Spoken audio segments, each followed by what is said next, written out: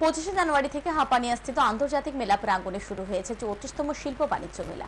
রবিবার এই শিল্প ও বাণিজ্য মেলার সমাপ্তি অনুষ্ঠান অনুষ্ঠিত হবে। শনিবার ত্রিপুরা শিল্প উন্নয়ন নিগমের কার্যালয়ে সাংবাদিক সম্মেলন করে এই সংবাদ জানান নিগমের ওএসডি বিনয় ভূষণ দাস। তিনি আরও জানান, এই বছর শিল্প ও বাণিজ্য মেলায় মোট 534টি স্টল খোলা হয়েছে।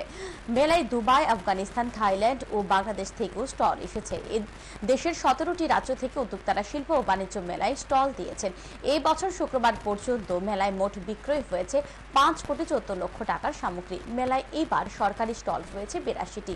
মেলার সমাপ্তি অনুষ্ঠানে 8 জেলার 8 জন উদ্যোক্তাকে পুরস্কার প্রদান করা হবে।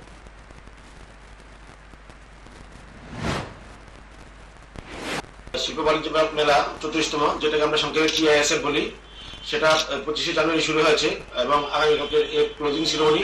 আমি সবাইকে, আপনাদের মারফতে সবাইকে অনুরোধ করব সেই মেলাতে ক্লোজিং সেরেমনিতে অংশগ্রহণ করার জন্য।